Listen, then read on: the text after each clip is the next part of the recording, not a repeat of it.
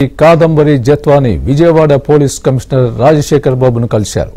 గత ప్రభుత్వంలో తాను ఎదుర్కొన్న వేధింపులపై ఫిర్యాదు చేశారు. తనను వేధించిన అధికారులు వైసీపీ నేతలపై చర్యలు తీసుకోవాలని సిపిని కోరారు.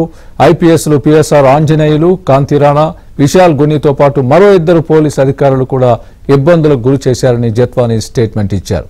తన తల్లిదండ్రులను కూడా వేధించారని కంప్లైంట్లో పేర్కొన్నారు. తనకు బెయిల్ కూడా రాకుండా అడ్డుకున్నారని కమిషనర్కు ఫిర్యాదు ఇచ్చారు.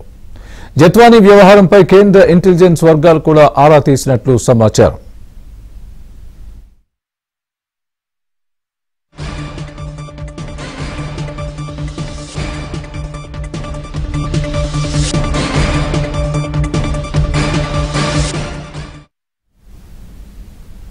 కేసులో ప్రధానంగా ముగ్గురు పోలీస్ ఆఫీసర్లు ఇన్వాల్వ్ అయ్యారని చెప్పేసి ఆమె చెప్తా ఉంది.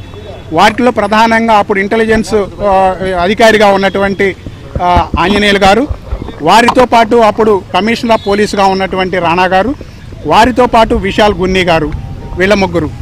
ఈ కేసులో చాలా ఇంట్రెస్టింగ్ ట్విస్ట్ ఏంటంటే, ఈ కేసు పెట్టకముందే ఇంటెలిజెన్స్ అధికారులు ముంబై వెళ్ళి అనేక రకాలుగా విచారణ చేశారు. ఎవరినైతే కంప్లైంట్గా పెట్టుకుంటే బాగుంటుంది అనేటువంటిది ముందే విచారించుకొని ఈ విజయవాడకు చెందినటువంటి ఒక వ్యక్తిని ప్లాంట్ చేసి, అదేవిధంగా అగ్రిమెంట్ కూడా ప్లాంట్ చేసి ఒక కాన్స్పిరసీ ద్వారా ఈ కేసును పెట్టారని చెప్పేసి ఆమె ప్రాథమికంగా ఒక నిర్ధారణకు వచ్చింది. దాన్ని బట్టి ఆ స్టేట్మెంట్లో కూడా ఆ అంశాలన్నింటినీ చెప్తా ఉంది.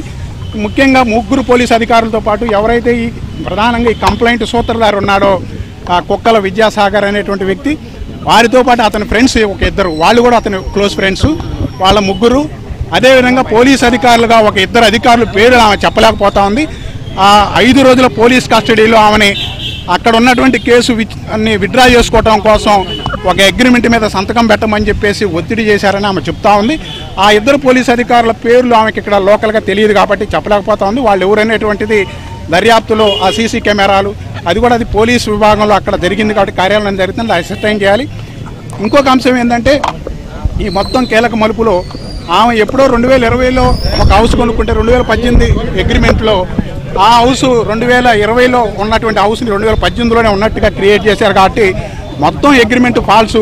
నన్ను 40 రోజులు అసలు మంచి పాయింట్ ఏంటంటే, మీకు మీడియాకి ఆమెకు బెయిల్ దొరకకుండా చేసేందుకోసం విశ్వ ప్రయత్నం చేసి ఈవెన్ ఆమె వకాలత్ ఇచ్చినా సరే బెయిల్ వేయకుండా వాళ్ళు ప్రివెంట్ చేయగలిగారు. దీని వెనక ఉన్నటువంటి అదృశ్య శక్తులు ఎవరు, లేదా ఏమైనా పొలిటికల్ జోక్యం ఉందా, అప్పుడు అధికారుల జోక్యం, ప్రభుత్వ జోక్యం ఉందా అనేటువంటి అనుమానం వ్యక్తం చేస్తూ ఉంది. అయితే అది ఇన్వెస్టిగేషన్లో తేలాలి. అదేవిధంగా నా తల్లిదండ్రులు చాలా సీనియర్ సిటిజన్స్, రెస్పెక్టబుల్ ఫ్యామిలీ అయితే వాళ్ళని అనవసరంగా ఈ కేసులో తీసుకొచ్చారు. ఇంకొక మూడో అంశం ఏంటంటే, నా బ్రదర్ దుబాయ్లో ఉంటారు. దుబాయ్లో ఉన్నటువంటి బ్రదర్ను కూడా ఆయన ఇప్పుడు 3 సంవత్సరాల క్రితం దుబాయ్ వెళ్తే అతను కూడా ఫాల్స్గా ఇంప్లికేట్ చేశారు. కాబట్టి వీళ్ళ మీద చట్టపరమైన చర్యలు తీసుకొని, వాళ్ళ మీద కఠిన చర్యలు తీసుకొని అవసరమైతే వాళ్ళని జైల్లో పెట్టాలని చెప్పేసి ఆమె డిమాండ్ చేస్తూ ఉంది. మరోవైపు జత్వాని కేసుపై సీఎం చంద్రబాబు స్పందించారు. వైసీపీ హయాంలో జత్వానిపై బూటకపు కేసులు పెట్టి వేధించారన్నారు. రక్షణ ఇవ్వాల్సిన పోలీసులే ఫోర్జరీ చేసి ఆమెను తీవ్ర ఇబ్బందులకు గురిచేశారని విమర్శించారు. ఆమెకు న్యాయం చేస్తామని హామీ ఇచ్చారు.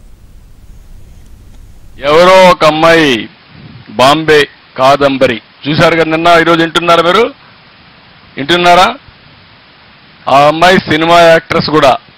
ఆ అమ్మాయిని పట్టుకొచ్చి దొంగ సంతకాలు, దొంగ పుస్తకం రాసి ఫోర్జరీ చేసినటువంటి డాక్యుమెంట్స్ తయారు చేసి దొంగతనంగా ఆవిడలో పెట్టి ఆవిడ్ని ఇక్కడ అరెస్ట్ చేసి ఇక్కడ కస్టడీలో పెట్టే పరిస్థితికి వచ్చారు. అంటే పోలీసులు ఎవరైతే ప్రజల ప్రాణాలు కాపాడవలసిన పోలీసులే ఇలాంటి పనులు చేస్తే ఇంకా రక్షణ ఎవరుకుంటుందని అడుగుతున్నా. ఇలాంటి చాలా